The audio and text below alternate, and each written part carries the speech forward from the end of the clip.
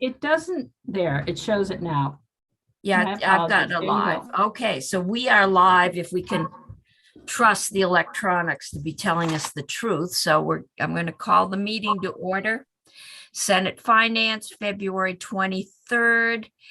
And I wanted to start out, I'm just trying to figure out what's going to get out of here this year. And this is S-161, which is the Rygate. And just wanted to poll the committee. What they're asking for is a year's extension to get something up and running, but then they actually want 10 years so that, because nobody's going to invest if they don't get 10 years to make their money back. And I'm just trying to get a sense of where everybody is. So who wants to start? Otherwise, I'm going to call on the kid that's being the quietest and looking down. Senator Bray, you raised your hand. Before I get called on, better to. I was about to call on you because you're in the top of my screen. So, we've had a bit of a struggle working on this project for 2 sessions now, at least, and it's come up prior years as well. It's like keeps turning back up. For myself, I'm not interested in extending the offer, and particularly with the 10-year guarantee. So I'll just stop there, I think. Okay, even if they do get something like a biochar up and running, which would. Well, I mean, honestly, that seems like a plus, but it's just, it's not necessarily related to their energy portfolio. It's just they're taking a waste product and finding a use for it that makes them some money, which I think is great because the existing process is so inefficient. But I don't know that it changes the proposal in terms of how it performs as a generating station. I mean, it makes it easier for them to run the project, but it doesn't improve the economics of that power that it's providing to the grid. Okay.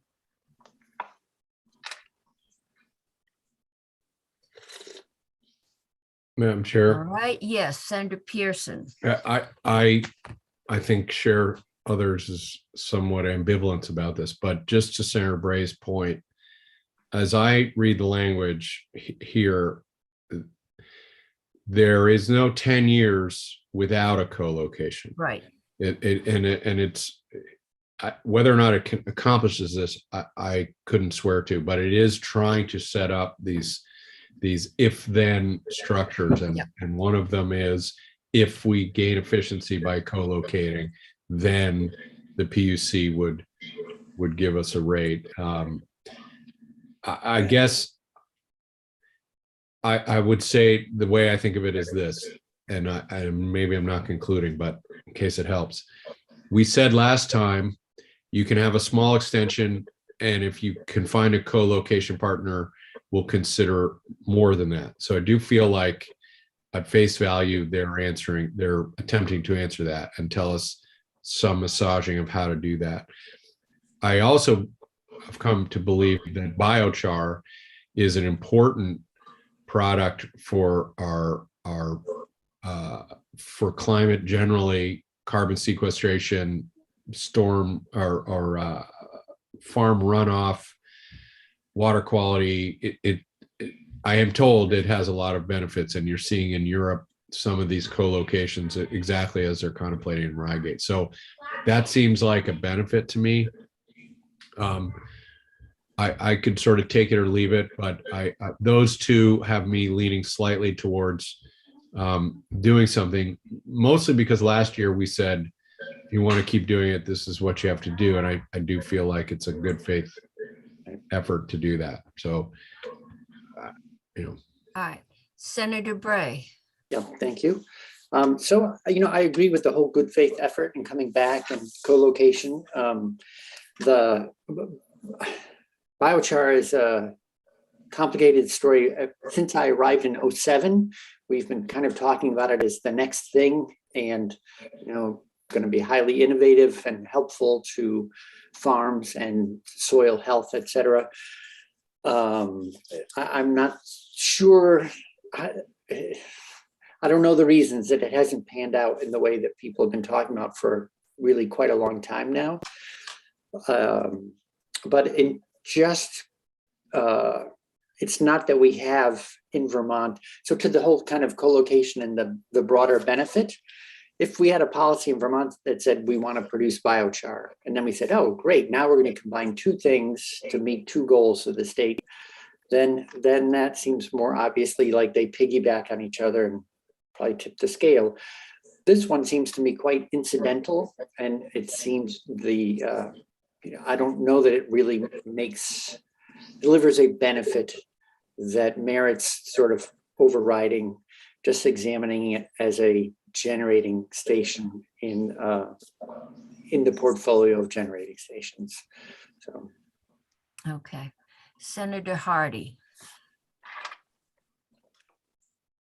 Are you calling on me, Madam Chair? I didn't have my Yes, hand up. I am. Oh, okay. We're back in school. Okay. I'm fairly ambivalent, as Senator Pearson alluded to. I mean, I do feel like we did tell them that if they came back with a proposal that we would consider it. I also understand what Senator Bray is saying, that this isn't the best use of meeting state goals and state resources. So I could be convinced either way. I'm not, yeah, I'm ambivalent. I'm sorry, that's not helpful at all, No. but Everything is helpful. Okay. All right. I'm going to go Senator Sirotkin. Well, I just wonder if there's any tweaking that can be done here. Do we have to accept 10 years of guaranteed purchase in order to make it attractive to a co-locator? I think what the co-locator needs is the surety that that plant is going to be running for 10 years, because if it shuts down, I think they're using the heat. So yeah, you need 10 years of return, I think is what they're saying. I mean, a lot of the ratepayers are subsidizing the plant as a result of that. And if a lesser number of years could also attract, I mean, I don't know whether that's been defended enough, that 10 years is the magic number, that they're not going to get any buyers unless they get 10 years of guaranteed subsidized rates. That's, I guess, Okay. my only thought. All right. If we get an answer that says no, 10 is it, can you go for it? I guess I could go for it if the answer is not just from Rygate, if it's from somebody else who understands this stuff. I mean, obviously they have a self-interest to say. Okay. So I don't know who that would be, whether it be the public service department or other utilities that are footing the bill. Okay, But- let me but try. I'm squarely in the ambivalent column as well. Because things haven't changed a whole lot since we took a break on this. Okay. right. Senator Brock, no, wait, Can I- who just moved my screen around? Senator Brock moved. Okay. Well, I put my hand up, that's all. Oh, you put your hand up. That's what moved everything. Maybe. Okay, Senator Bray. Well, the quick question, I also wonder about the viability of the biochar facility. So what if 3 years in, they say, it turns out, once again, biochar is not actually making its way in the market the way we hoped.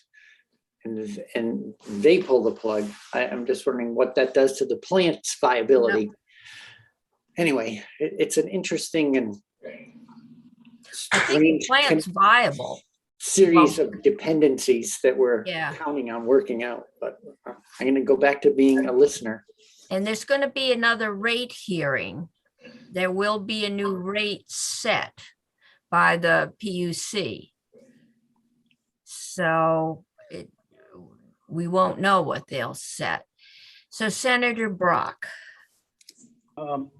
Unlike Senator Hardy, I'm violently ambivalent. Things are not getting better. I am worried, on this issue of having to serve a 10-year sentence on something that we're very concerned about as to whether it makes any real sense, whether it's going to work, and where we've had limited testimony from those who serve to benefit from it. I haven't heard a whole lot of independent testimony as to whether this really makes sense. And I'm not sure where we get that, but I don't think we're getting it from the witnesses that we have, who, I understand, they're testifying from their perspective, and that's understandable and to be expected. But I'm not concerned. I'm not really comfortable that this makes any sense at all. If we were to do, if we were to renew the Rygate plant with a new nuclear reactor next to it, I would probably be more anxious to say this is something that makes economic sense and power sense. I'm not sure that this does. But to pull the plug on Rygate, my concern there is with the people who produce the wood product that this uses, and for the economic value that this project brings to the area, and what alternatives there are for the use of that product. That does worry me. And I haven't heard anything regarding alternatives. Is there potentially a plan B for the use of that product? And if that were the case, then Rygate, the need for Rygate, given the low percentage of available power that it produces based on, and its low return on investment, if you will, I would not be enthusiastic about it. But absent hearing a couple of things: one, what's plan B? And two, is there something less than a 10-year commitment that would provide us with an exit? Because, if you're 2 years down the road and this thing begins to, is seriously going downhill, and 3 years down the road, what alternatives do we have to get paroled from this? Okay. I haven't heard those things, and that's where my concerns lie right now. Well, we assigned forest parks and economic ACCD to come up with a plan for the businesses that we've been told will go under. We had them in, but I don't remember anything that I would call a plan. We will try again, but we don't. And I think that's the ambivalence, is that this has an economic impact on an area of the state that I've driven through that doesn't have a whole lot going for it economically. So I think that's what we're trying to work out. So Senator McDonald. I don't have anything to add to. I don't have anything to add to what I've already said before. That's not helpful, Senator. Was trying You to said a match, lot of Senator McDonald, what did you say before? Yeah. I was trying to match the quality of what I had already heard from my colleagues. So,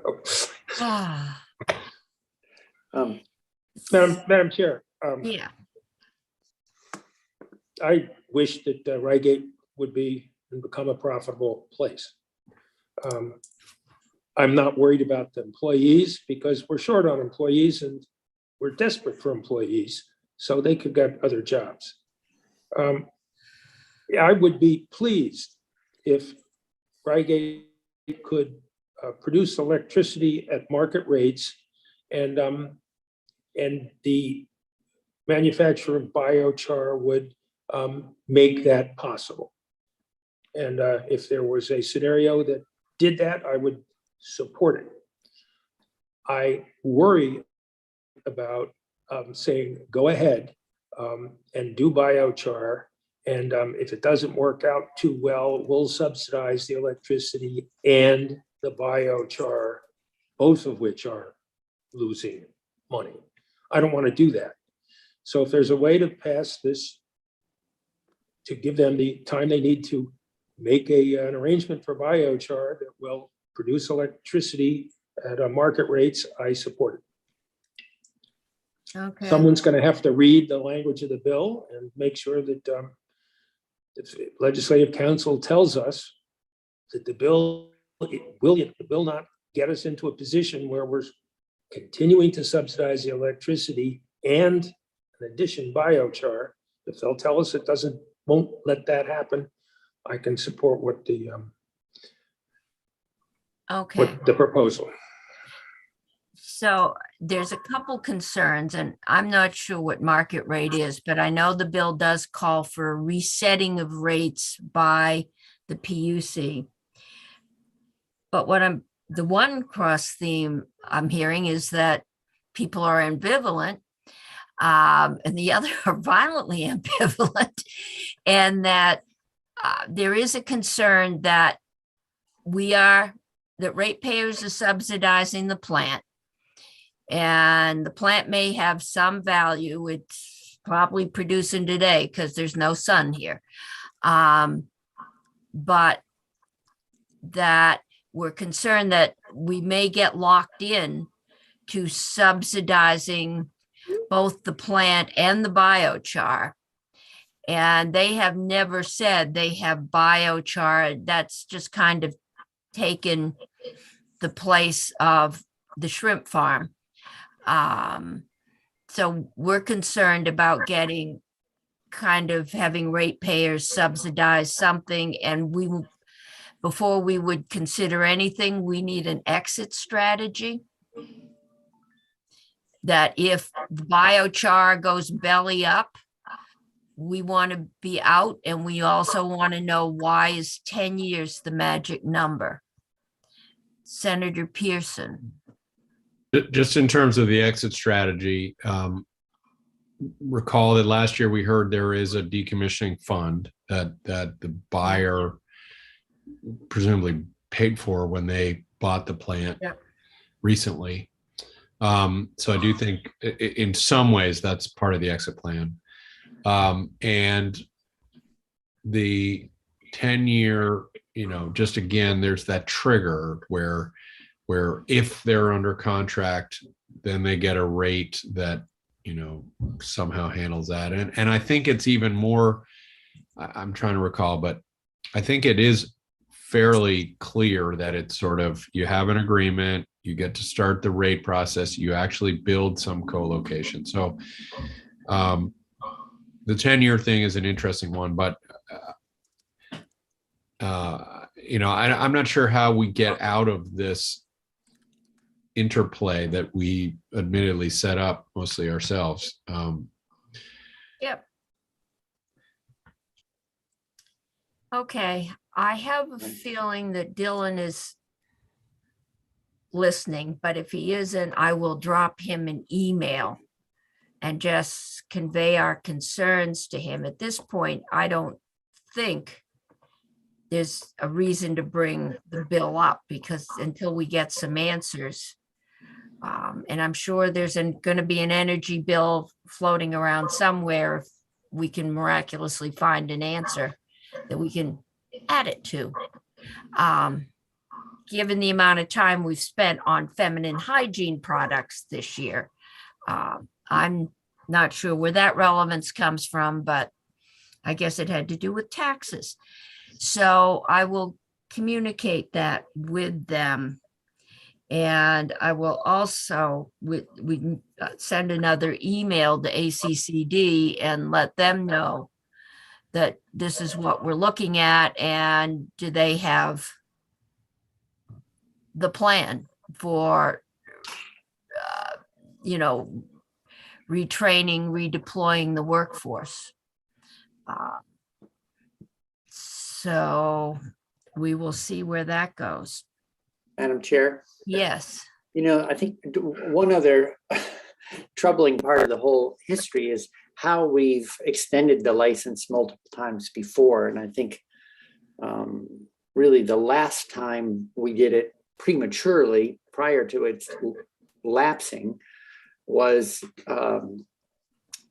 to help increase the attractiveness as an asset to be sold. And so I feel like this plant has been sort of nursed along by various deals that I don't think we would ever make now. And I guess the question is, when you have supported something and continued it more through license continuations at special rates multiple times, it makes it harder to say at some point, okay, now we're going to stop doing that. And I think because in a certain way we are complicit in the current state of affairs, right? We are.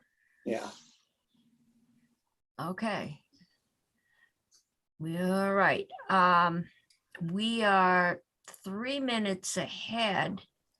I do see our first witness has joined us. So I think we may go on because we are going to take up 22-0593, otherwise known as pupil waiting.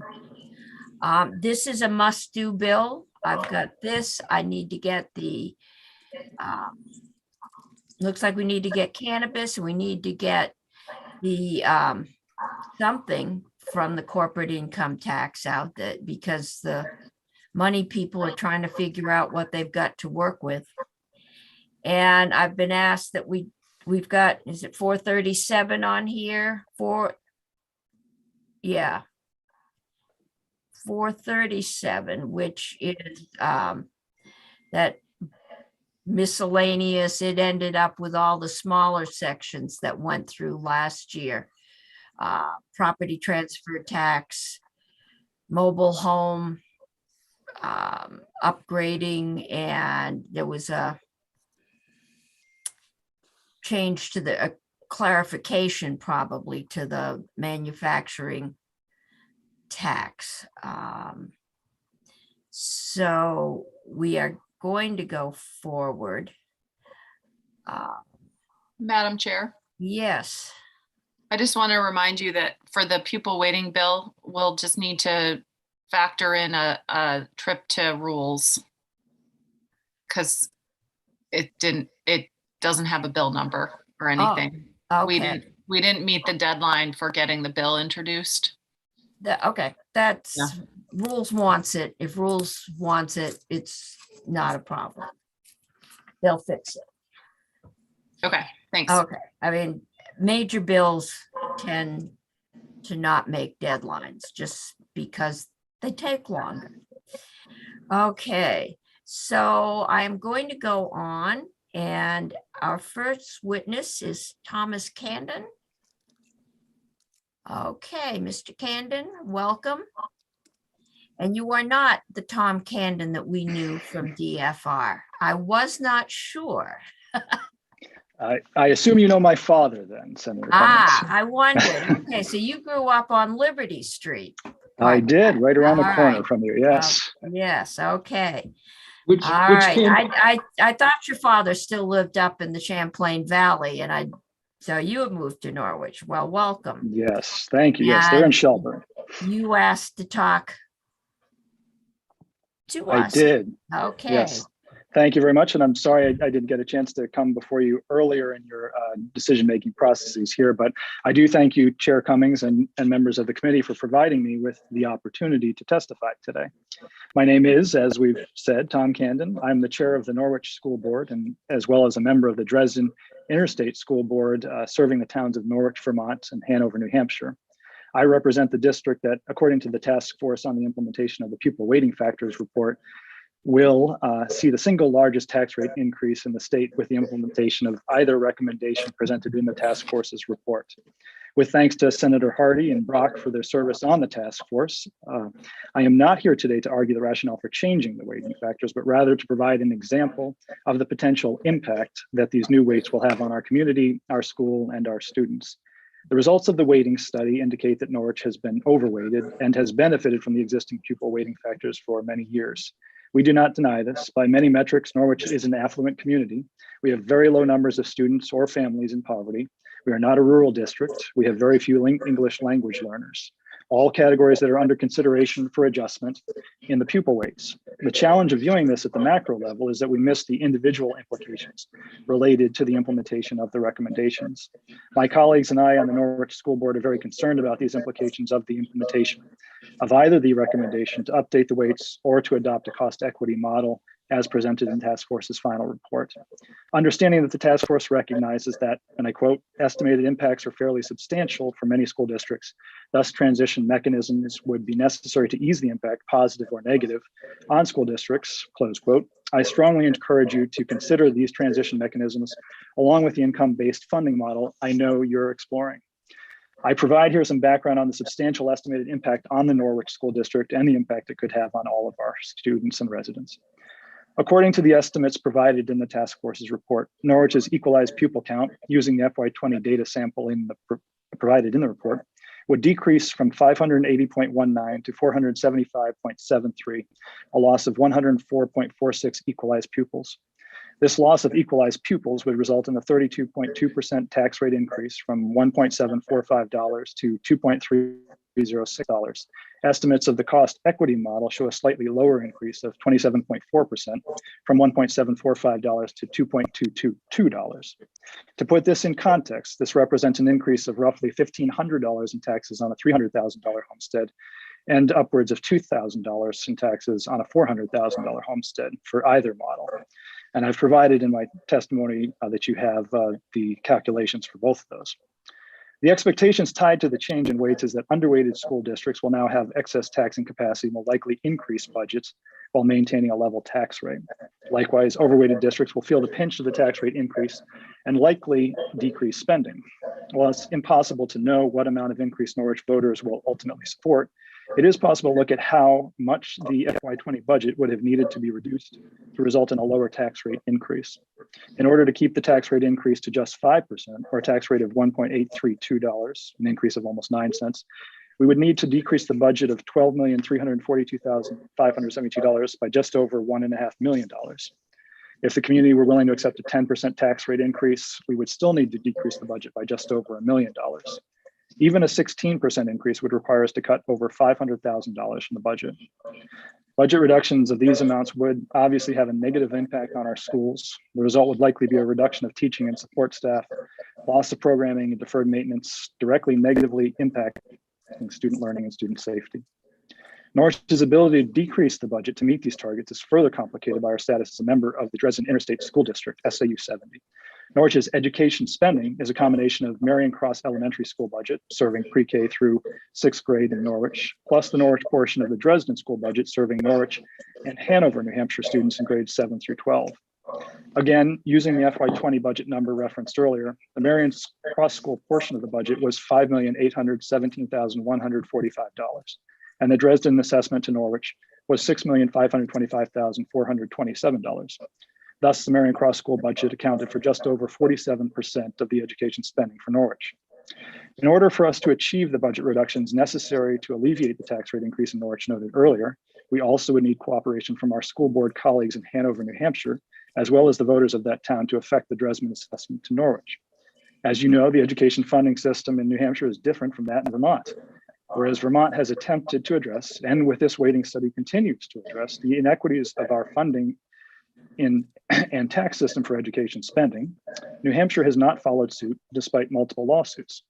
The end result is that the Hanover, New Hampshire community does not feel the same pressure to address education spending, nor the pressure on the resulting tax rate as Norwich residents do and will. Even if we could get the cooperation of some of our Hanover, New Hampshire board members, the governance structure of our system would make the ask even more difficult. Our Dresden Interstate School Board consists of 4 members of the Norwich School Board and 7 members of the Hanover School Board. This structure is set out in the Articles of Agreement in the Dresden Interstate School District and was based on the proportional number of students that each community has in our public education system. So even if all board members from Norwich supported budget decreases in Dresden, we would need 2 Hanover board members to agree to the reductions as well. After that, because the votes of both communities are commingled before counting the results, we would also need a significant portion of Hanover, New Hampshire voters to approve the reductions. So while decreasing the Dresden budget would not be impossible, it would be very challenging. Again, while we recognize that as a whole, Norwich is considered an affluent community and we have been fortunate in what we've been able to provide for our school children, many within our community are not of means whereby an increase to their tax rate in excess of $2,000 is something they can afford, whether levied all at once or spread out over 3 to 5 years. Some may have to consider moving. Even those of means who can afford tax hikes may consider a move across the river to New Hampshire. There was a time when deciding to live in Vermont or New Hampshire strictly on a cost calculation was much more balanced. The thinking went that while Vermont had a state income tax and sales tax, property taxes were lower than New Hampshire, so it evened out to some extent. This is no longer the case, and we already see a handful of people move from Norwich to Hanover each year. So as you work through the details regarding the implementation of the new weights or cost equity model and your consideration of moving to an income-based funding model, I ask that you consider the potential impacts to those districts that are deemed overweight, the impact on everyone within those districts, the challenges to addressing these impacts for a uniquely configured school district such as ours, and encourage you to consider the range of transition mechanisms outlined in the task force's report. If consideration continues toward an income-based funding model, I also encourage you to make available tools for Vermonters and school boards to analyze and project the impact of such change. Thank you for your time and consideration. And if there are any other questions or any information I or the school district can provide, please do let me know. Thank you, Senator. Okay. Committee, any questions? Senator Hardy. Thank you, Madam Chair, and thank you, Mr. Candon, for your testimony. The task force was well aware that there were school districts like yours that would have a pretty significant impact on your tax rate and potentially on your budgets. And I don't think there was anyone who thought that you or other school districts in your situation would just reduce your budgets by the full amount. We did try to take into consideration a bunch of potential transition mechanisms, which is something we will be discussing today. But I'm wondering, the roll in over 5 years is one of those, with rolling in equalized pupils to roll in the tax rates changes. Are there other mechanisms that you think would be helpful to your situation? And is there anything in the governance structure that could be addressed as well? I think the governance structure would be challenging because we were established through an act of Congress, so that's always hard to address. Know that. There are ways, yeah. With regard to spreading it out, obviously over the course of a longer period of time, certainly would help things. I'm interested, though, in hearing more about the more income-based funding model that you're taking on too, but would also, as I mentioned earlier, really appreciate the opportunity to see how that type of model would potentially affect the people of our town prior to such a recommendation on implementation. So do you think the income-based funding system might be helpful in addressing some of the concerns that you have? I think there is potential for that. Like I said, it would be good to be able to model that out to have a better understanding across the board for our residents in Norwich. Right. Because we are fortunate to be a property, our property values are significant. And the other factor here too, I think, which the whole state is going to be seeing with reappraisals over the course of the past couple of years with the skyrocketing real estate prices, is seemingly going to have some significant impacts as well. Mm-hmm. And what about the spending threshold? Did you take a look at that? One of the recommendations that the task force made was to suspend that during the transition period. I'm assuming that would be something you would be in favor of. I think that would probably also contribute to helping with the transitionary model here. Yeah. Well, thank you very much. It's interesting to hear from you. I wish we'd had you into the task force, so thank you for coming. Well, and again, I'm sorry it took so long for me to get here, but thank you for hearing from me today, Senator Hardy. Okay. Other questions, committee? Okay, thank you. Thank you, We're Senator gonna- Cummings. We're gonna work through this. All right, next on the agenda is Honor Horton. My Boston accent is showing up. And you're from, you're the executive director of Hunger Free Vermont. That is correct, Senator Okay. Cummings. Hello. Hello, and just introduce your, I don't know, I guess we're gonna have video records from now on, but tradition says introduce yourself for the record. I shall do so. Hello, Senator Cummings and Senate Finance Committee. I am Honor Horton, and I am the Executive Director of Hunger Free Vermont. And thank you very much for having me in. Now, Hunger Free Vermont is not an expert on education funding. I'm here to speak to 3 very specific sections only of this bill, sections 4, 5, and 18.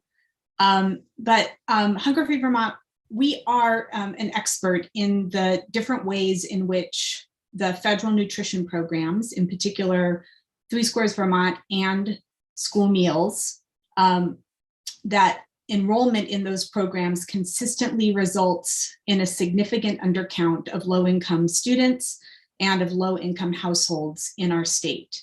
And so we are very excited about the changes in Section 4 of this bill, in which the committee is eliminating the use of 3 Squares Vermont enrollment as the measurement of economically deprived students for purposes of the funding mechanisms in this bill. And we're also we really strongly support the elimination of that as the measurement. And we also strongly support the creation of a universal income declaration form along the lines that process is outlined in Section 5.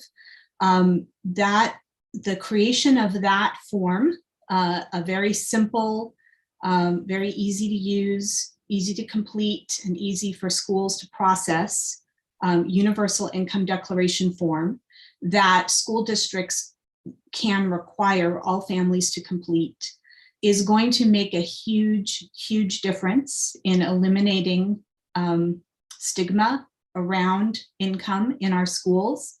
And it's going to result in a much more accurate count of how many pupils in each of our schools and school districts are in fact do meet the definition of being from an economically deprived background. And in fact, the creation and implementation of a universal income declaration form could very much help school districts like Norwich. And I was very interested to hear Mr. Camden's testimony just before my own, because we don't have a very good or effective mechanism in place right now for actually documenting how many students live in households that would meet the definition of economic deprivation that is offered in this bill, which is ultimately 185% of, as it's written right now, not lower than 185% of the 2021 federal poverty level. But we aren't really capturing all the students that meet that definition right now in our schools. And this bill would provide a mechanism for doing that, and would provide a mechanism for the General Assembly to make adjustments to that definition over time as more data is gathered about whether or not that is an adequate definition of what it is to be from an economically deprived background. And so I do think over time, these provisions in this bill are going to help us to much more accurately identify those students in all school districts, including higher income and especially higher income districts like Norwich. So we are strongly in support of those efforts. And we are strongly in support also of the addition of 6 positions for the Agency of Education that is included in Section 18 of this bill, and including, to provide the Agency of Education with the resources that it needs in order to actually work with school staff to design and implement a really effective form for collecting the income information that is needed from households in order to carry out the school funding formula as it's envisioned here. So we strongly support all of that. We do note that in this bill, because it's going to take time for the Agency of Education to develop and implement this new universal income declaration form, that for the 2022-2023 school year, the measurement for determining pupils from economically deprived backgrounds is eligibility for the free and reduced price National School Lunch Program. And the challenge there is that families have not had to complete school meal applications for the last 2 years because of the federal pandemic waivers in the school meal program. I do think that there is a way to get around that challenge of the fact that families are not used to completing those forms, and it may be quite difficult for schools to successfully collect those in a timely way this coming school year. But there are multiple ways that schools can demonstrate how many students they have that are eligible for these programs. And school meal applications is just one of those ways. Direct certification through their families' participation in other federal programs that qualify is another way. Using the identified student percentage, which is a calculation that schools providing universal meals prior to the pandemic through the community eligibility provision have to come up with, is another. And using the household income form, which is the current version available to schools of what is envisioned in this bill as a universal income declaration form. And while that household income form is not, it's not a great form, it's not very clear, it's pretty challenging for families to complete. It is still a form that's available right now to schools, and that schools can distribute to all families, and that schools can require all families to complete. And so I think there's nothing in this bill that language that precludes schools from using any or a combination of all of those methods for determining how many students are eligible for free and reduced price school meals in this coming school year. But I think it would be great if schools explicitly had the flexibility to use any of those already approved and acceptable methods for determining that information. I think the most flexibility that we can offer schools during this really challenging time and in this really challenging transition year coming up, the better able they're going to be to collect complete and accurate information that will be needed for the state to carry out the distribution of education funds envisioned by this bill. I'm going to stop there. I submitted these comments in writing with a little more detail this morning to the committee. If you have any questions for me right now, I'd be very happy to answer them. Okay, I think that's been helpful. Committee, any questions? All right, thank you. These are the fine details that we'd probably miss. So that's helpful, and I think we can probably accommodate that. Thank you so much, Senator. Thank you very much. Okay, Brad James is here. We're going on to Brad James. And I will say I've talked to Brad. I talked to Professor Colby last night. And I think I understand better what's happening to some of my school districts. But there we go.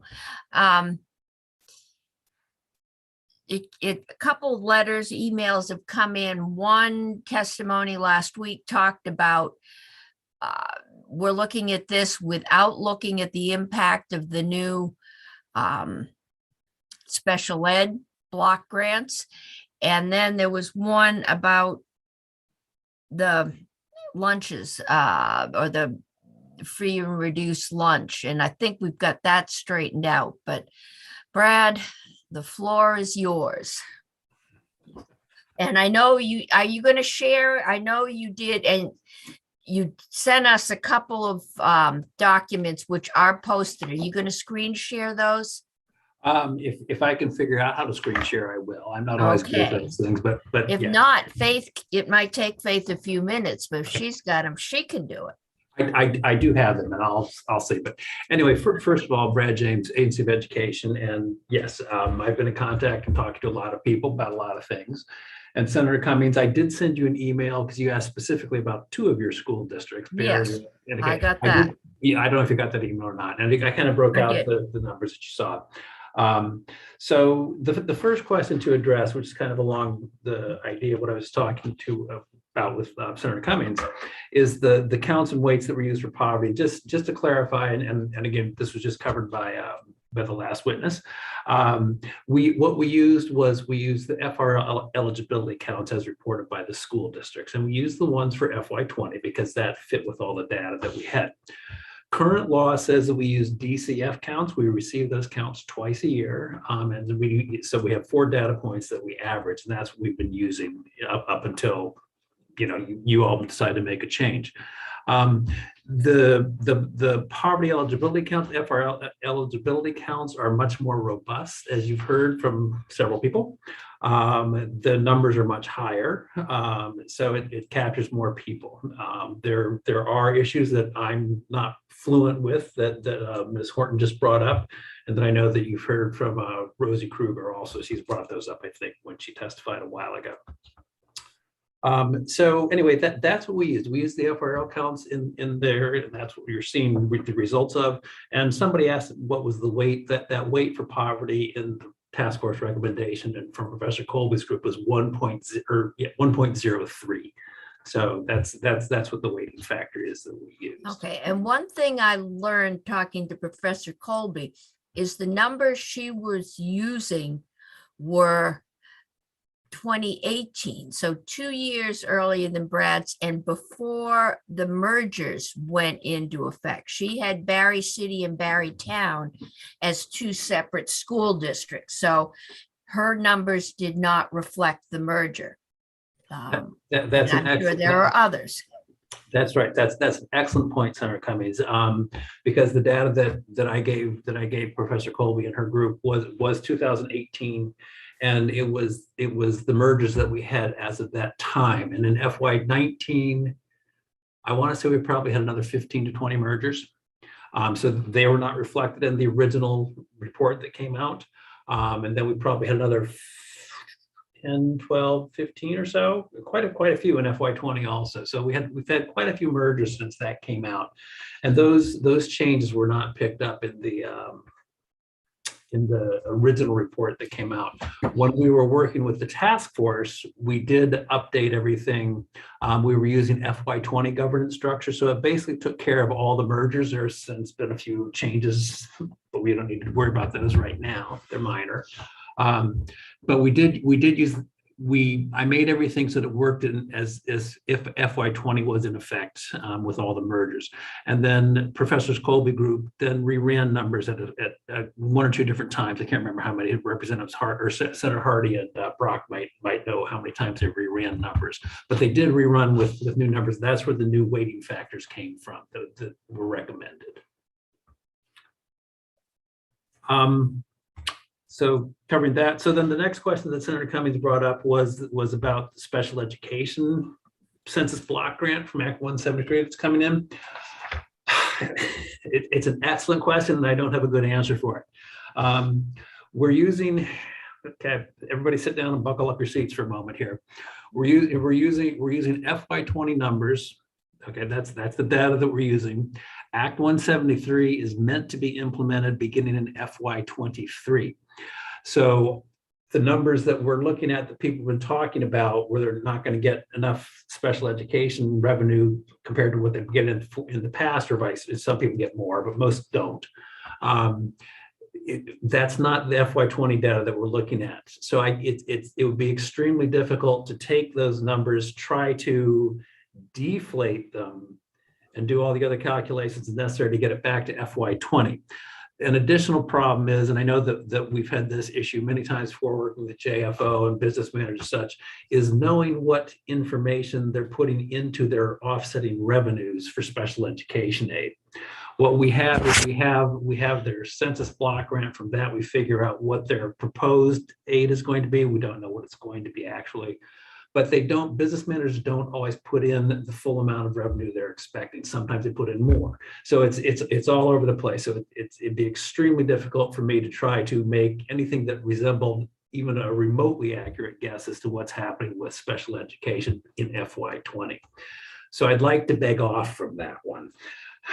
However, I do have a handout for you. It is posted on your website under the name Estimates of Changes in Special Education Funding. But let me see if I can share my screen first. And if so, let me make sure I have it open first.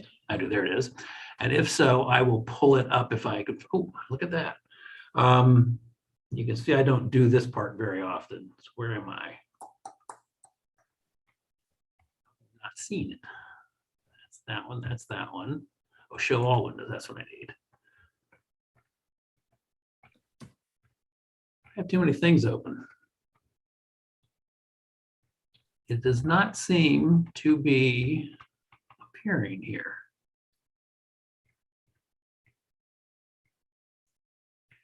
I hope I have a puzzled look on my face. For sure.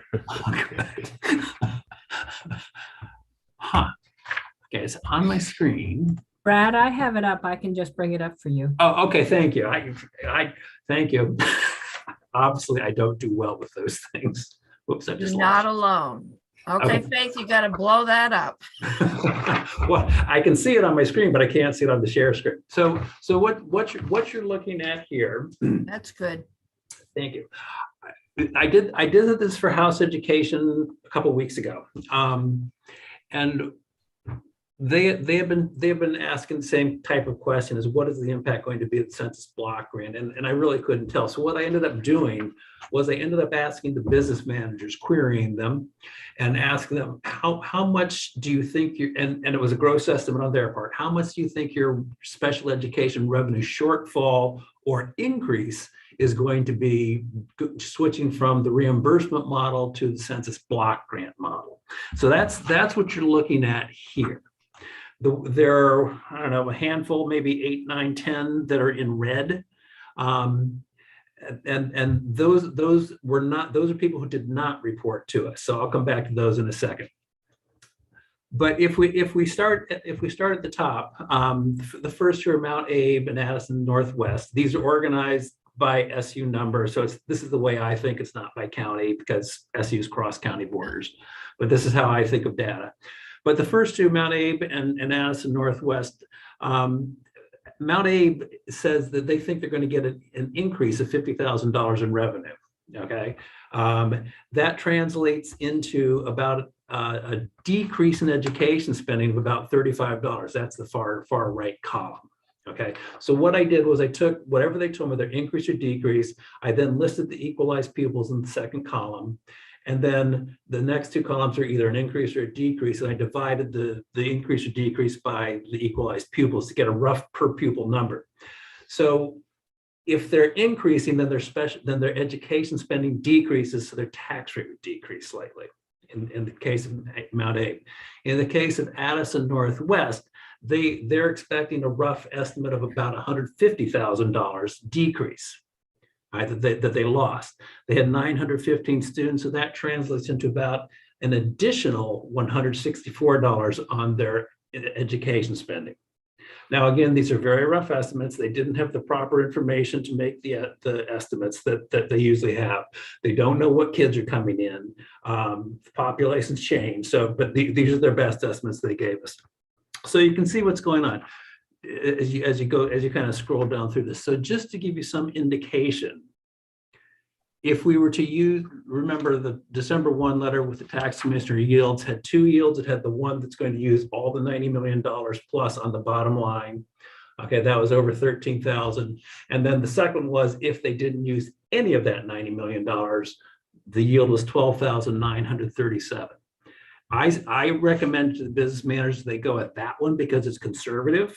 It'll probably be around that point. It may go up a little bit, it may go down a little bit, but I didn't think that much that $90 million was going to go into increasing the yield further, because that 12,937 figure already represented an increase of 14.3% over this year's yield. So it's a giant increase.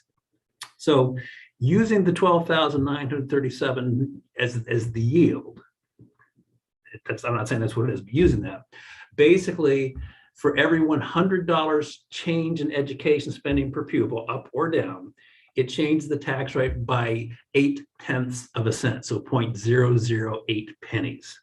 Okay, so not quite a penny.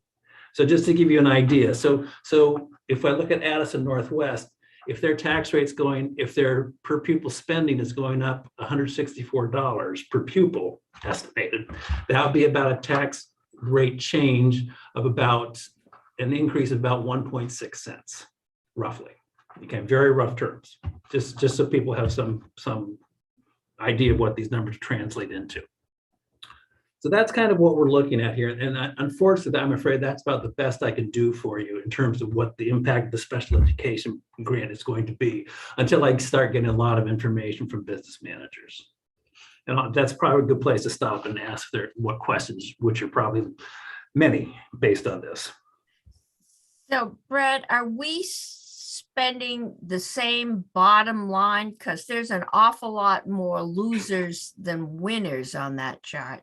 Are we really decreasing our special ed spend? The idea behind the block grant is that the practices will change. There's work in the background that I know nothing about to get there. But the answer to your question is no. We are still at the same bottom line. We're not decreasing yet because we haven't begun the process.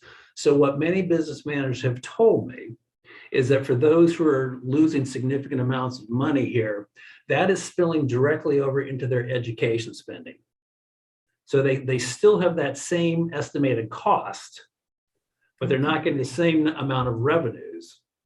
So that increases their education spending and increases their overall tax rate. In terms of the education fund, it increases education spending, but decreases the special education line. So that part comes out to be about the same in terms of the education fund, but not for individual districts.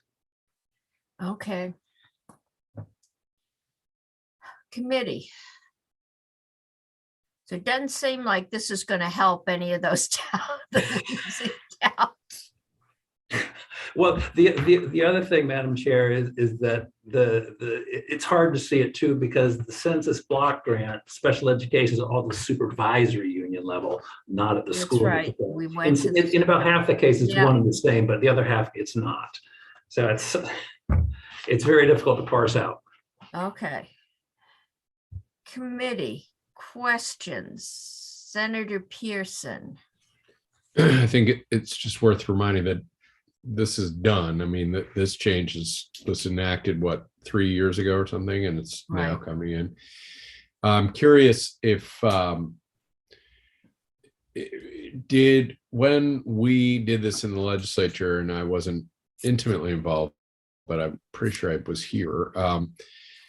Is there a phase in of this? We often make these changes with a phase in, and is this the last of that, or is this the first of that, or could you just orient us that way? There is a phase in. It's a 5-year phase in. I'm going to go from memory because I don't have the language here in front of me. It's a 5-year phase in.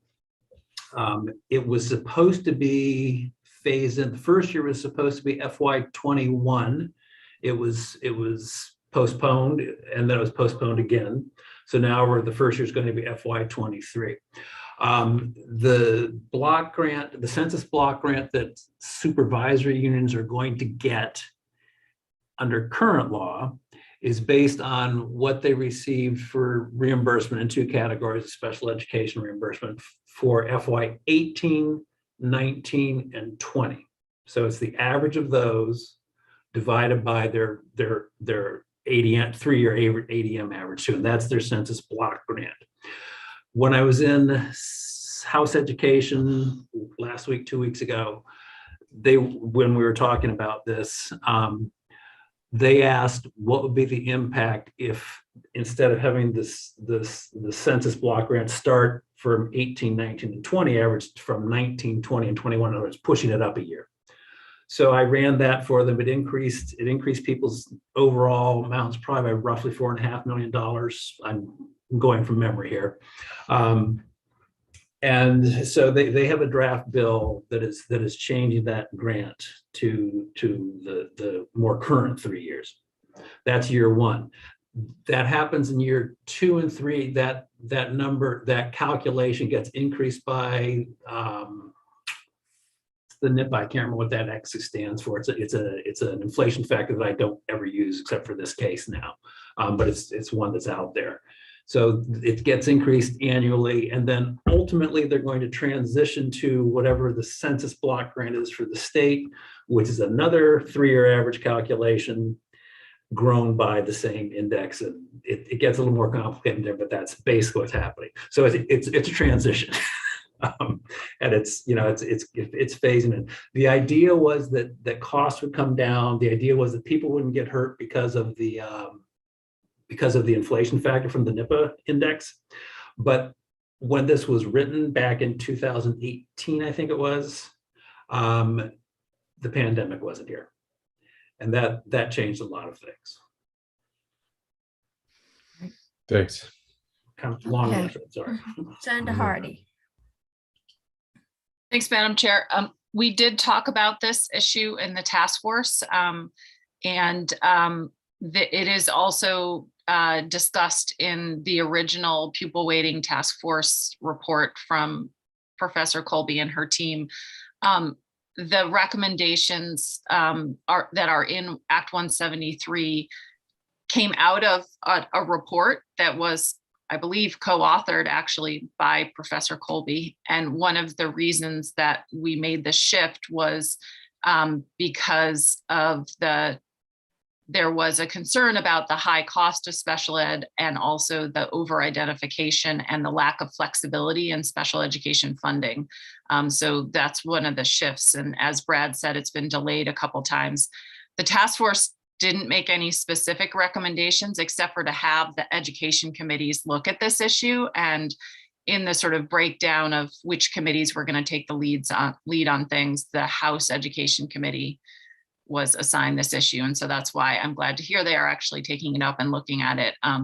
But the phase in of the two, there's a 1-year delay if we do the pupil weighting starting in FY24 and the special ed in FY23. There's a bit of a lag in the phase in, which should help.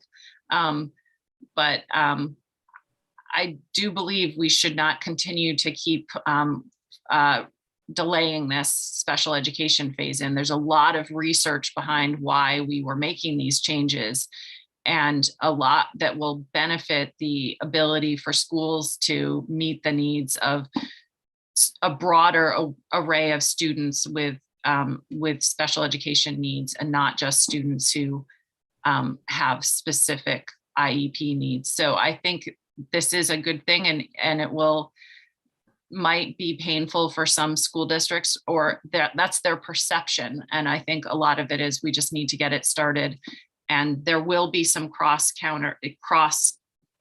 interactions. Some school districts that gain on one will lose on another, et cetera. So I think it won't be as extreme as some districts might think. But it is really hard to model for the reasons that Brad talked about. So. And if I could add to that, speaking with business managers and getting the feel for what superintendents think, and most of them, not all, most of them are supportive of moving forward with it. They've built it into all of them have built it into their budgets at this point.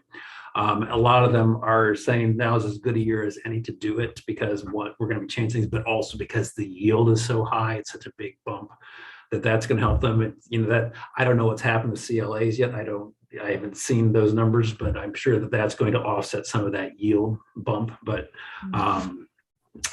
most people say it's time to just move forward and that they'll deal with it as time goes by. Okay. Other questions? Okay, so Brad, you've got, this was just the footnote. That's just the footnote. Okay, so let's see, I did counts weights. So I have two things that I can kind of bring up, I think. Did you receive, my understanding is you received the letter from Senate Education about their recommendation on Yes, English language. Would we you like did. to talk about that a little bit? Sure. Because that's one of the handouts that I have. Faith, could you do that again before we pull that one up? I wouldn't even bother trying. So you received the letter from Senate Education, which of course I did not bring with me, but they basically said when I was doing the modeling for them, they were suggesting using the, thank you, perfect. They were suggesting using all the recommended weights by the task force plus the ELL weight of 2.49. So that's what you're seeing. That's what this model is used. So all the weights plus the ELL weight of 2.49. And what they wanted to do was they wanted to see how the tax rates would compare to what we had in there for the FY20 tax rates, with all the caveats as to what we did to those, because they're not what people see. And I can go through those if you'd like me to. And they wanted to see three things. They wanted to see what would the tax rate change be just using the weights straight by themselves. What would the tax rate changes be if they said we're going to use all the weights? Plus, if you have 25 or fewer ELL students, you get a grant of $25,000. And thirdly, same, but with a grant of $50,000. Both the grants were contingent upon having 25 or fewer ELL students. So that's what we're looking at here. They further refined it after I did this by saying, I think if you had 5 or fewer, it was $25,000 grant. I think it was more than 5 to 25 is a $50,000 grant. So what you're looking at here are the bounds. It's not exactly what your letter says, but this is kind of the boundaries. So again, here we're looking at the state data, state school districts, or organized by, first of all, by county, then alphabetically. So Addison County is first. The first column then is the FY20 ELL counts. Relax, under Hardy and Bray. So the first column is the FY20 ELL counts. These are the numbers that we're dealing with. These are not the numbers that are going to be in effect when we're talking about this down the road. This, again, we're just using the numbers we've been using. There were 1,780 ELL students in the state, or reported to us in the state that we know of that year. The next column over is the FY20 tax rate. That's that original FY20 tax rate. So that's kind of the base that we're comparing against. Again, this is not what people saw. Would you like me to go through the reasons for that, or are we okay with that? I'm seeing one shake of the head. Committee, I can't see you. Does anyone want to go through? I remember, Brad, you backed things out and We did. We backed out incentives from Act 46. That changed the yield, so everybody's tax rate changed. In a nutshell, that's what happened. Okay. And these are the resulting tax rates. But it's not what anybody remembers, because that's not what they saw. So, the third column says estimated ATE. That's supposed to be rate. Okay, good typo, Brad. So what this is this is just the difference between the tax rate that districts would see if they had all the weights plus the ELL weight. We're not talking about the grants yet. Okay. And so it's just a plus minus versus the FY20 rate. And in order to make it a little more legible, it's a little hard to see on the screen, or at least on my laptop. The negative numbers are in yellow. Okay, just to highlight them so it's a little bit easier to pick them out. I used a brighter yellow first, so it was too bright, even for my eyes. So again, just going quickly from the top, Addison Central, they're seeing a tax increase if they use all weights of basically 6 cents. Whereas Addison Northwest would see a decrease of just a little over 3 cents. Okay. The fourth column, pardon me. The fourth column, estimated rate change, ELL equals 2.49 plus a grant of 25,000. That's if you had 25,000, if you had 25 or fewer ELL students, you got a grant of 25,000. So that reduced your education spending, and that reduces your tax rate somewhat. So in Addison Central's case, it reduced their tax rate by 1/10 of a cent. And in Addison Northwest case, it reduced their tax rate by, looks like 0.3%. So they're going down slightly. If there's, you know, a lot of them didn't change because they didn't have students. You can see that from the first column. And then the very last column is the exact same thing, but this time with the $50,000 grant. So the tax rate decrease is again slightly more, roughly doubled. Okay, so that's kind of what you're seeing here. It's just showing the differences in tax rates or in a couple of different scenarios. So you can think of the last two columns kind of being brackets or bounds as to what the change in tax rates would be roughly, you know, based on FY20 numbers.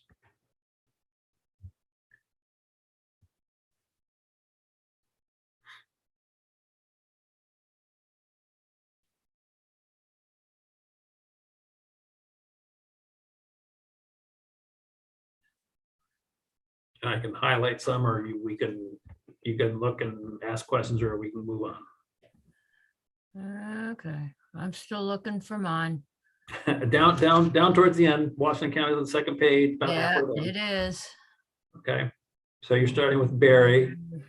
Barry was at FY20 125 1.254 with all the weights. They're up 4 cents, and they're too large for the grant, so their tax rate doesn't change.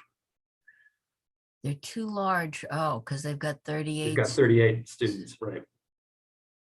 They're losing everywhere. All right. Sorry. And Montpelier is picking up ELL students fairly rapidly this Yeah, week. and so this is probably a low number for them, and I'm sure that's a low number for Barry also. Again, because these were, you know, two years ago at this point, almost 3. But I've heard that Montpelier is picking up quite a few. Yeah, there's a couple families have moved into town. Okay, all right. Committee questions. All right. So do you have any more good news for us, Brad? Of course I do. You know me, I'm always full of numbers and good news. Here we go. So I don't know if we want to get into this now or not. This is a Senator Hardy question. And it's talking about the bill. It's talking about the phase in transition, the transitions for going to equalized pupils, and that's That section we 10. have to do. Okay, then shall we go? So Faith, if you'd be so kind as to pull up the next one.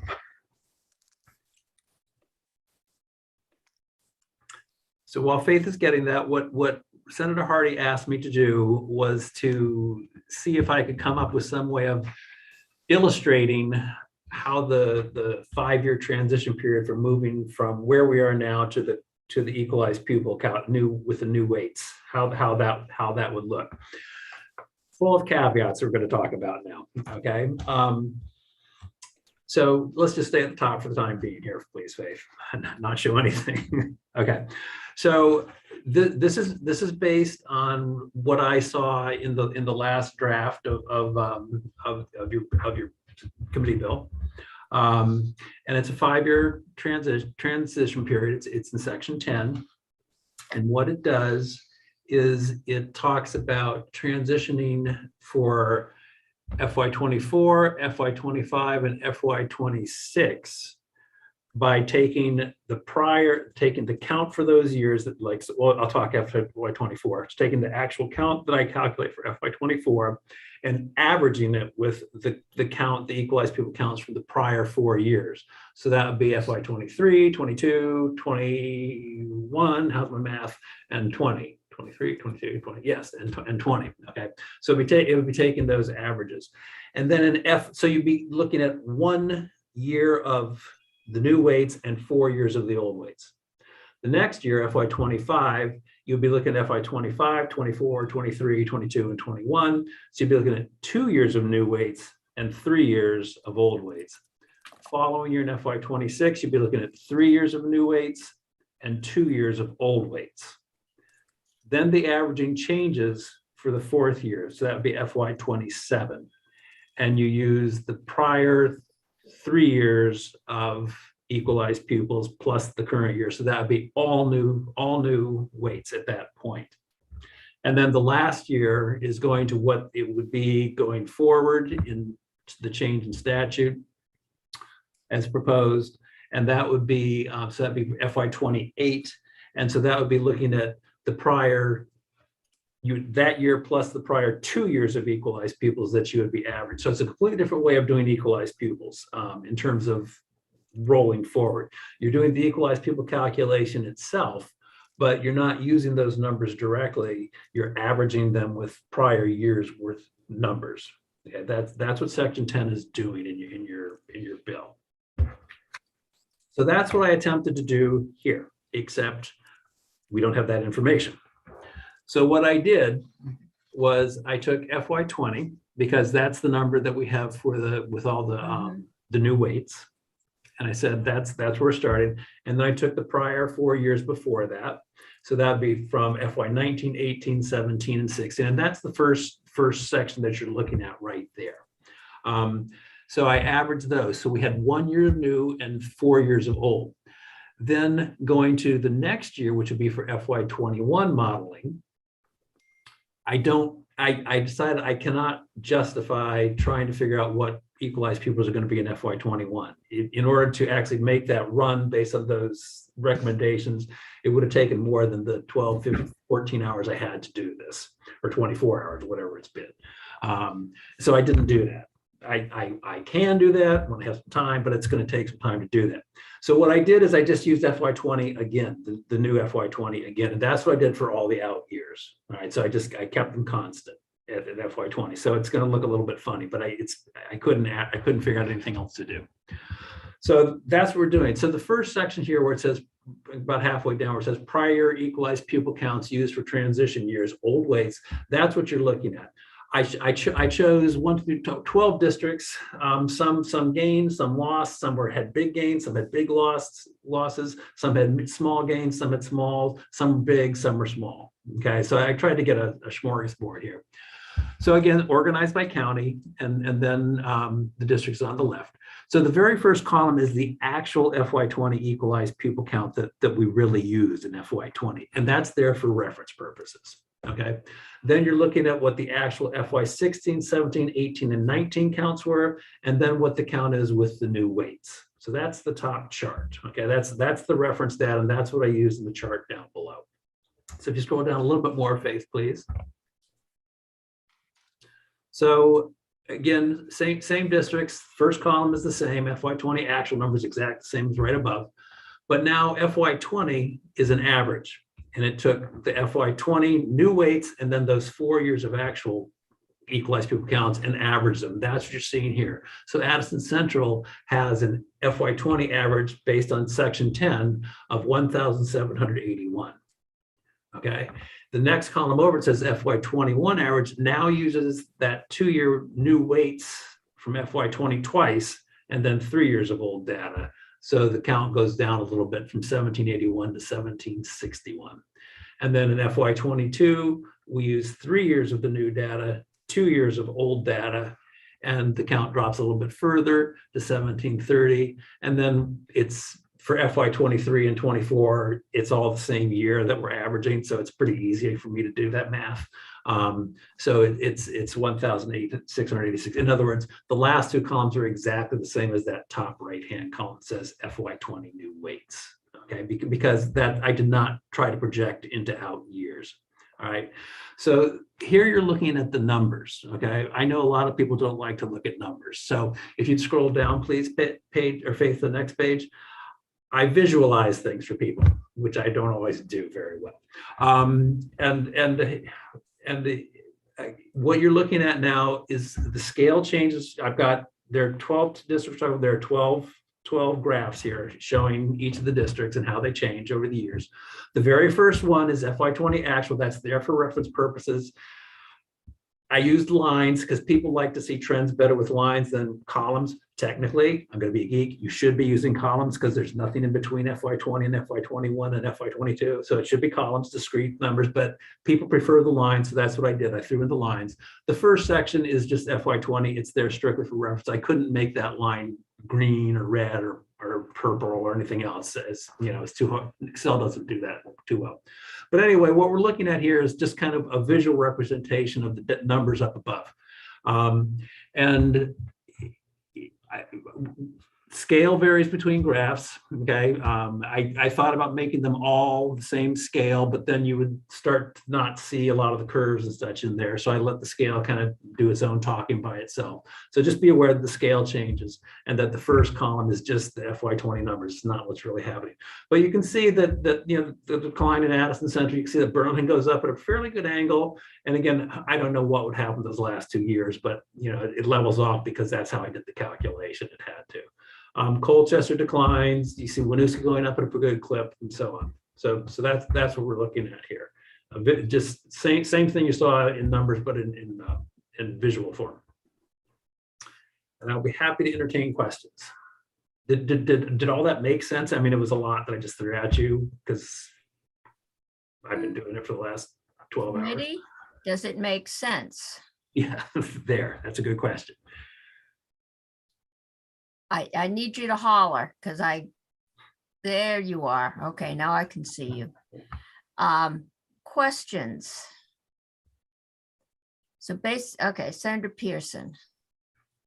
Brad, I've been thinking a lot of, I'm on, Senator Brock and I are on the redistricting committee, and we have to deal in deviations. And the way we look at that is the negative deviation and the positive deviation, and you add them together and you get a overall deviation. And I guess I'm struggling, and you know, there's so many layers and overlays in what you're describing, and you add money based on one weight, you take a little away, it juggles out. What do you have a sense of when you add it all up? You know, I guess we heard from Norwich, which rings in as the folks that will see the biggest tax pressure, because they're a well-to-do district. I'm not sure exactly which one is at the bottom, but when you add those, you know, what is the spread that we're talking about in terms of impact, or is it even possible? Are you kind of saying between all of these layers that it's hard to know exactly the precise impact? I guess that's my question. Like, how big a scale here are we really talking about in terms of this change? Hang on for a sec here. Talking in terms of tax rates. If you bear with me for a moment.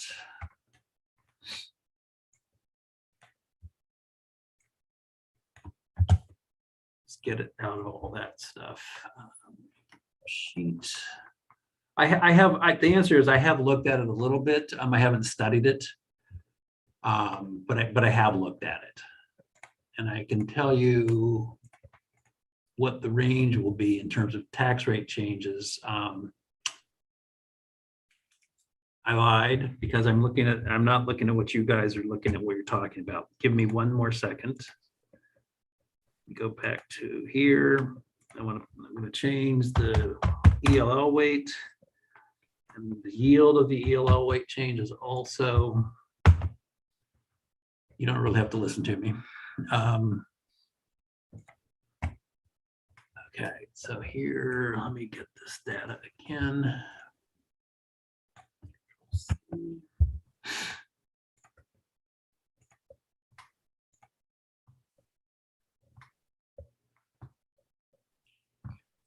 Doing it the way it should, but it's working well enough. We just decrease the. I guess, I mean, I don't need the number, but and I'm not necessarily worried only about the tax rate. I'm just trying to get a sense of a lot of work and upheaval, and are we moving the dial, this much, or Yeah, the tax rate swings, again, based on what we're looking at, are pretty significant. Let me just sort it by that last column there. Okay, so what I'm seeing is a tax rate decrease, a maximum tax rate decrease of using all the weights and the ELL weight, okay, versus FY20 numbers. I'm seeing a maximum decrease of about 62 cents. So I have 1, 2, 3, 4. I have 10 districts that I'm showing 10 districts that have tax rate decreases of over 30 cents. I'm showing nothing at the moment there. And then tax rates that increase, there's Norwich. I'm showing 9 that increase more than, I take it back, I'm showing you 12. I'm showing about 12 that increase more than 15 cents. And that increase goes from 15 to 38 cents. And the decreases I was talking about went from 62 cents down to about 30 cents, because of 31 cents. So there's some pretty significant changes. I would say the average decrease is good sized. If you'll bear with me one moment. The average decrease for the 79 districts that seem to be going down is about 16 cents. And the average increase for the, I don't know how many, for the 35 going up is about 11.5 cents. So does that help answer the question? Yeah, it does. Thank you. It's a lot of numbers, and it's hard because it's a pretty big spread. I haven't really looked at it, but I don't think it's set. If I graphed it and plotted, I think you'd see it pretty big. It wouldn't be very clustered, I don't think. Okay. Yeah, I'm looking for one of those cluster graphs with all. I'll see what I can. I'll see what I can do for that. No, I think that does give us one answer. It's not as off as I thought it could be. That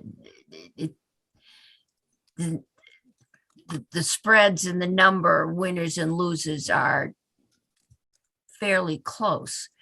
So Senator Hardy. Thanks, Madam Chair. I mean, one of the difficulties with all of this is because so much of it is dependent on individual local decisions and school district budgeting. It's really hard to predict. Some districts that see a tax rate increase may take it as a budget cut and reduce their spending, and some may not, or may not be able to, like what we just heard from Norwich, and vice versa. Some districts that gain and have a tax rate decrease may not choose to increase their budget. It's so dependent on local decision making, and this was one of the challenges that we saw with the task force, is that if we really want to make sure, you have to impose a lot more state sort of oversight in it to make sure that things change the way we quote unquote want them to, and so there's not as much of control as maybe we want, or maybe we don't want. But I do have a question for Brad, which, so Brad, the phase in, the roll in, as I was working to get this bill drafted to get something to the committee, I came up with that 5-year roll in that goes for 5 years and then goes down to 4 years and then 3 years. And it does, based on what I'm seeing in your numbers, it works, but then there still is that bump when you go from 3 to 4, where there's a bigger decrease. And so I guess my question to you is, do you think it works that way, or should we consider rolling it in differently? I think actually it works that way. I think it works reasonably well. I think what you're seeing is that bump. Everybody's flattening out those last 2 years. That's because I'm using the same numbers for those last 2 years, because I I didn't try to take FY21 counts and force them into the model to get an FY21 or an FY22, which is what I would really need to do in order to show it. Okay. Because I have the ADM counts, but getting them into the model takes time. Right, what of course. But so the I think 3 years it will, of 5, 1 year of 4, and then the continuation of 3, you think that works? I think so. I mean, the alternative to me would be to just do 5 across the board. You know, and you're getting more and more new weights as you go. You know, what's happening here is you're in your 3rd year, you've got 3 new years of new weights and 2 years of old weights. Then the following year, you just have 3 years or 4 years of new weights. Right. You don't have that old one in there kind of mitigating it. It's not the case that it would be, you know, it depends. It's going to vary from district to district. Right. So if we went with 5 years of 5-year roll-in of 5-year weights, then at the end, we would see a bump if we went back down to 3 years. I think you'd probably see a bump, but it would all be new data. And I mean, I think the way you have it set up, it decreases any potential bump one way or the other, because the bump can go in both directions. Yeah. I think it decreases it because you've got that 1 year in between 7 to 5. So I think that's fine. You know, it's just it's hard to say what's going to happen in future years. Is just, you know, is what it says. But it seems to me that either way it would work.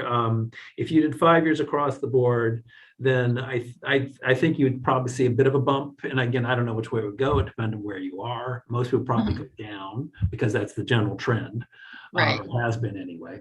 And so it's probably a slightly smaller bump, but it probably happens at an earlier point. So it's probably 2 minor bumps adding up to the whole by the way you've got it here. I mean, the end result's probably going to be roughly similar. It's a question of, is it 1 year or 2 years where you're going to see that little bump? I guess I would just wonder what you think is better, because I was probably 2 years. I think the way you have it. Okay. Okay. Well, if you change your mind, let me know. Okay. Thank you. But, you know, Senator Hardy said, if what we want to have happens, happens. And that may be the question. For a low spending school that's going to lose in this, they're not going and has a hard time passing budgets. And we have a few of those. They're not going to improve their educational spending or quality just by the nature of their constituency and their ability to absorb.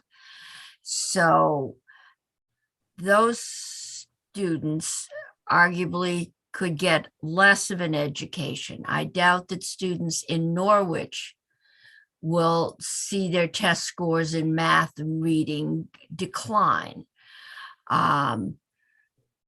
And I wouldn't hold out a lot of hope that they do really well in an income-based system either, because it's a wealthier community.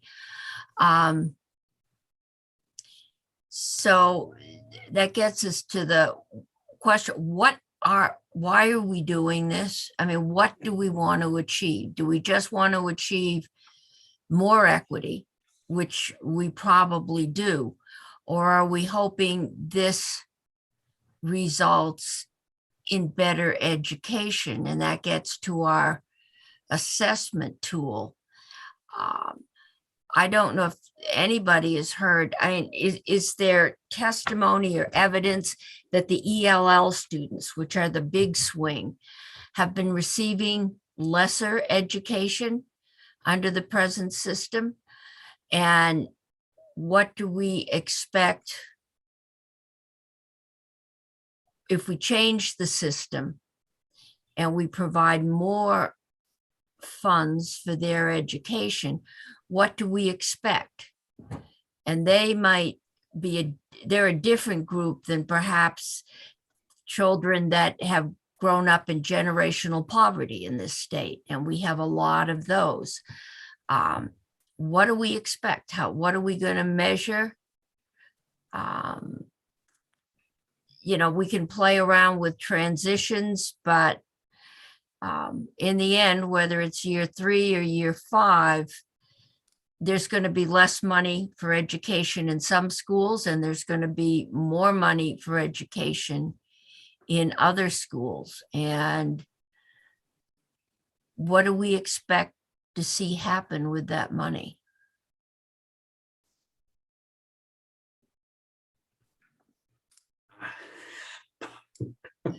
Senator Pearson. Well, to some of your question, what I hear locally is not that we've necessarily been inadequate in the approach to teaching English language learners. And in some of my school districts, there's dozens of languages spoken, right? I mean, I've heard 30 32, languages. but that Yeah. was a number of years ago. But that meeting those needs, has come out of somewhere. It has to come out of somewhere. And that's, to me, that's the concern. And so, as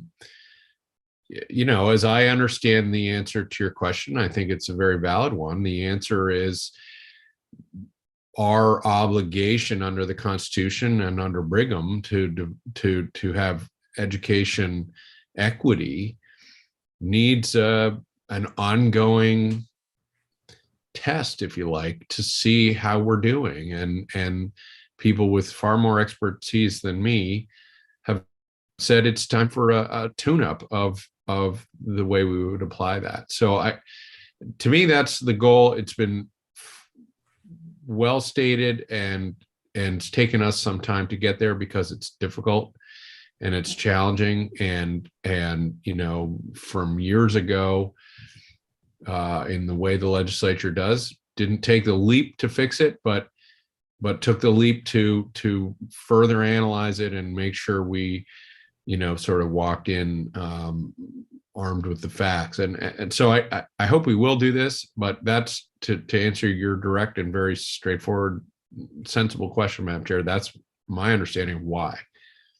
Yeah, that's why. But we have a thing in a section in the bill that calls for an assessment tool. Remember, we had the auditor in, and if our goal is just to move the money around in a more equitable way, then arguably this does it. But if we're doing it because, we're putting all the resources into ELL, we're, depriving other students of things. How,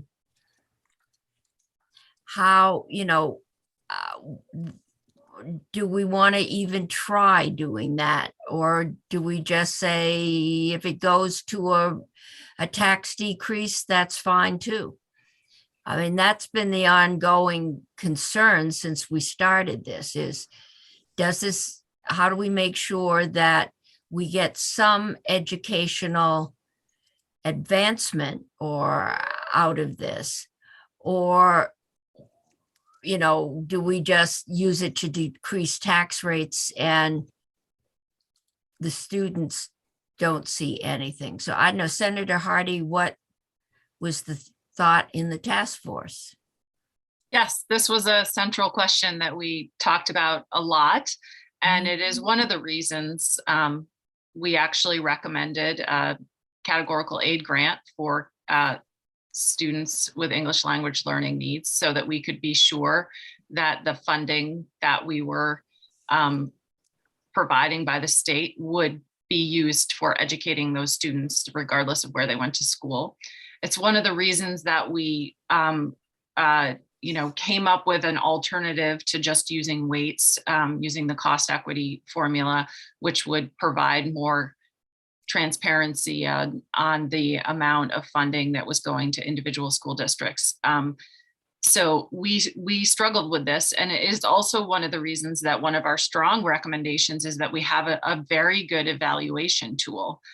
Because as I've said before, the study is based on a very, very narrow definition of educational performance, and that is only on math and reading test scores. So having a much broader evaluation after we implement the weights, the change in weights is crucial to this. And but we did see that districts spend a significantly different amount on ELL. There are some districts that are spending much more money on ELL than other districts. And in part, it's because of the greater needs, but in part, it's because of the difference in what their priorities are for their districts. So really making sure this, I think ELL was the toughest one to make sure that we have the sufficient amount of resources for those students. And I think this compromise that the education committee sent over is fine. It gets us there for the most part, as long as we have pretty good evaluation tools and accountability tools in place. So there's not an easy answer to this. And I think we just need to continue to look at it and make sure that we are seeing the results of shifting this funding around. But I don't think there was any question ever on the task force that there are inequities in our system that need to be addressed. And a lot of it is based on the way that we are funding our schools. So we need to make those changes. It's just, how do we do it? And how do we ensure that it does what we want it to do? I think I'm not so worried about ELL, because you can test that. How well do you do in the English language? Can you do math problems in English? I'm more worried about the kids in generational poverty. I'm worried about the kids we're hearing about in mental health crisis coming out of this COVID. I'm worried about how, when it is a challenge for a child to sit in their seat for more than 10 minutes without having anxiety or whatever, and to get them to sit in their seat for 20 minutes is a major improvement. It may take a significant investment in personnel, but that's not going to show up in a test.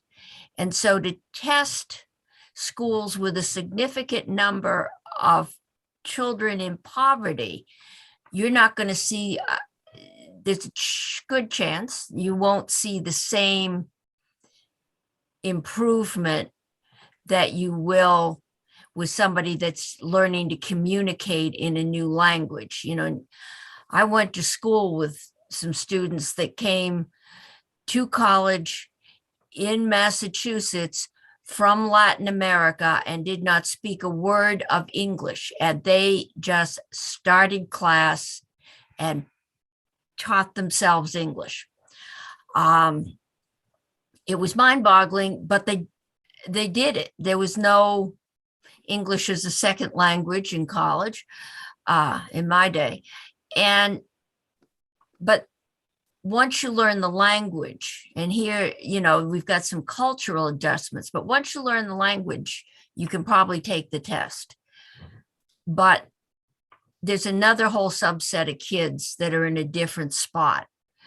And I want to make sure that we're serving their needs. We're focused on ELL because it's a new problem. We've seen a large influx in the last decade, and looks like we're going to be seeing some more. But I want us to think through, what about those kids in the kingdom? So Senator Pearson. So, Madam Chair, I'm kind of hearing two things from you, and I want to just ask them to make sure I understand. I'm very worried about the impact of poverty and generational poverty, and Senator McDonald is good to remind us of the shift of wealth from rural parts of the state, maybe to the bigger cities. Well, some of these states, these families have never had wealth. Right, but Yeah. right. So I think we're agreeing. So the formula changes, attempts to address that. ELL has been the kind of high profile Right. thing, but equally, in fact, more impactful in terms of just raw numbers of students involved, is an updated metric and weight for poverty.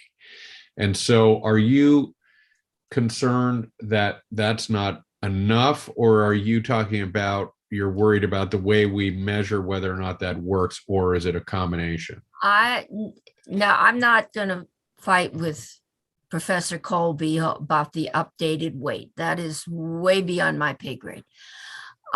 What I'm concerned about is 2 years from now, 3 years from now, we say, okay, we're going to judge the school's performance on a standardized test. That, from what we're hearing in health and welfare, just with the mental health stress in a lot of these families, standardized test performance is the least of their concerns. And I want to make sure we find a way to assess actual progress in that child's life towards being able to absorb and get a good education. I just want to make sure we get a measuring tool that measures actual progress in self-development. And that's a lot. Standardized tests are good for people like me who like to take tests, but they aren't so good for my 2 brothers with dyslexia. So Senator Hardy, help us. Yeah, no, so Help I me. totally agree, Madam Chair. And as I was, trying to come up with an evaluation tool based off the good work that Senator Brock did in the task force, and expanding on it, I was trying to look at measures that were beyond test scores, because I completely agree, test scores are not a good measure of student performance. They are one measure of student performance and student success.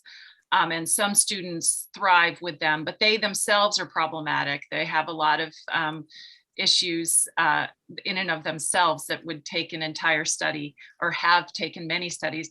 So if you look in the bill, I tried to list a whole bunch of things starting on page 24 that would— I can't open a 5th screen. I don't have rules. That's okay. I can read some of them to you, but it includes that districts meeting the education quality standards, which is the whole sort of school performance standards for, and then other relevant education standards, including the WIDA standards, which are the ELL standards, the Common Core standards, and the Next Generation Science standards. So first starting with school standards. Academics, yeah. And then going to student performance on proficiency-based learning assessments and graduation requirements. So this was part of what we did, or what you all did who are here, with the, I think it's Act 77, maybe, Brad, the multiple pathways, so that there is a way to measure student performance beyond just test scores, but proficiency-based learning. So, and then student performance on standardized tests, such as the Smarter Balance Assessment Consortium test, the SBACs, the NECAPs, the New England Common Assessment, the portfolio assessments, the WIDA English Language Learner, and the TOEFL English Language Learner proficiency exams. So trying to get a whole bunch of different exams that are used. Then the Youth Risk Behavior Survey, which is done by the Department of Health, and sort of gets to some of the issues that we talk about in health and welfare, substance use, mental health issues. How does your community value you? So it's a much broader sort of metric, not of performance, but of health and welfare. Then also graduation and post-secondary enrollment rates. So what are students doing after they graduate? Education spending and homestead tax rates, and then educator compensation levels and licensure status. And this is one of the things that we heard from schools in the Northeast Kingdom or Northern Franklin County, or rural parts of the state, that it's harder to have licensed teachers and maintain them. So I was trying to get a whole slew. If there are other measures that you can think of, I think we could add it. It's already I'm looking for something that says something more behaviorally based, but I think we're going to have to talk to perhaps the mental health agencies or the school counselors as to what that might look like. And I'm going to have to cut this off because we still have Julia Richter to get to from JFO, and she's got, Julia, I know you've got some letters, right, or time sequences that you wanted to talk to us about in this. Thank you and good afternoon, Julia Richter with JFO. So yes, as the chair referenced, I did put together a couple of slides after last week's discussion regarding all of the timing aspects in the bill and just laid it out to be helpful for the committee. So I've shared this with Faith, who's posted it on the website, and I'm happy to walk through the document or. Yeah, can you share the screen or can Sure. Faith share it? I'm happy to do so. Can you see my screen? You can see it just fine, yes. Okay. Might blow it up a little. Okay. Is that better? Yep. All right. So I put together 3 slides here. The first slide that we're looking at now are sort of the relevant annual dates that you will find in the bill. This slide does not outline, as I noted on the bottom, it doesn't outline all dates in education finance, but really just the ones that are shifting around or changing with the bill. So on or before December 1st, there's kind of two main things that would happen. One, that the secretary shall determine the average daily membership of each school district for the current school year. And 2, that the secretary shall determine the equalized pupil count for the next fiscal year for district review.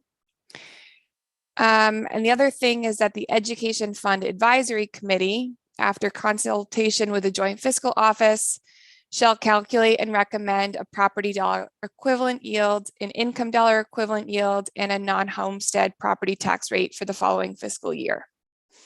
And that this will be published and officially an annotated copy of the Education Fund Outlook. So it's a little similar to the current system, but I did just want to outline, as the Education Fund Advisory Committee is a new topic, I thought it would be helpful to outline here.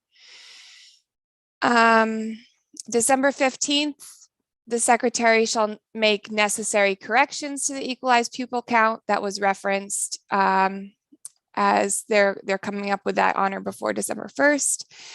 And then lastly, on or before January 15th, the Education Fund Advisory Committee shall make recommendations to the General Assembly regarding the recalculation and recalibration of pupil weights and categorical aid amounts as necessary. And then also the same, the yields and the non-homestead property tax rate, as well as the stabilization reserve. So those are the dates that I really pulled out of the bill. To help you folks after last week's discussion, I'll pause there to see if there's any questions about this slide. Any questions? And to date, we have not changed any of these, so. Okay. Well, Madam Chair, I Yes. don't have a question for Julia, but maybe for Senator Hardy. Can you remind us the thinking behind why we needed to shift some of this to a committee as opposed to sort of the AOE or whoever does it now? Yeah, I think there was the task force felt that there was a need for ongoing expertise that was sort of overseeing the education finance system as a whole and making recommendations to the legislature. As Senator McDonald has said many times, there used to be a lot more understanding sort of broadly in the legislature about our education funding system. And one of the benefits that we found in the task force was we were able to spend a lot of time really thinking about this and understanding it, but on a sort of regular basis, we don't have that time. So this would be a group of people that would have the time and expertise to really dig into the data, make recommendations about not only the every year things like the yield and the tax rates, but also the changes in weights, the changes in categorical aid amounts, and just have a group of people who are really keeping an eye on the system and making recommendations and noticing things when they change and helping to evaluate whether or not what we do here is making the difference that we hope it will. And isn't that kind of what the State Board of Education does? It used to. The State Board of Education's role has been narrowed pretty significantly, and they are not doing this kind of work. And this would not be, broadly speaking, about education performance or curriculum or rules about education. It would be specific to education finance and the education fund. So not as broad as the State Board of Education's prior role. I think the testimony from the Secretary of Education and the tax commissioner was that everybody supported having this advisory group, but they didn't know why you needed to call them in to do what is purely an arithmetic problem, which was the November 1st letter. So that seemed to be the only place there was some issue with this. Right, and that certainly could be, left the way it is and having the tax commissioner do that. If the committee wanted that change, that's easy to change. Okay. So Julia, is this it, or do you have another one? So I do have 2 more slides. What I thought, and we're cutting into break, folks. So Julia, why don't you go through those and we'll get the committee a little break. I'm happy to walk through them. Yeah. So here are the deadlines that are outlined in the bill. And I just pulled these together here. So you'll see in green, the deadline that's specified in the bill, in italics next to it, sort of the parties that are affected. Got the same slide up. Do we? It says secretary shall determine average on or before December 1st. Isn't that the first one we just saw? That's what I see. Yeah. Huh. I'm not sure. I've changed slides. Faith, I'm not sure. Julia, I'll present the slides for you. Okay, thank you. Okay. There's been issues with technology recently. Okay. Okay, that's a new slide. All right. Okay, thank you. So here we're seeing the deadlines that are outlined in the bill. So in green, you'll see the date of the deadline. In italics, you'll see the affected parties. And then underneath, sort of what those deadlines are. Madam Chair, would you like me to walk through each one of these deadlines? Committee, do you want to walk through those, or is it just good to have them outlined? Let's just go through. I think we can read them. So okay. Just go on to the next one. I think okay. we can look at this. Okay. Then Faith, if you wouldn't mind just moving to the next slide, please. This is also a reference slide pulled from the bill. So I thought it would be helpful for you all to see, because the Education Fund Advisory Committee would be a new committee. In this first box, we have the 7 members that would be in the committee. And in the second box, we have the different parties that would provide administrative, technical, and legal assistance. So from my end, I'm happy to answer any questions about this, but I'll leave that up to you. Okay. Any questions, committee? Thank you. I think everybody has reached tilt in their ability to absorb. So we're going to take about a 15-minute break. We are scheduled to be back here at 3:45. It's now 3:35. Take 15 minutes and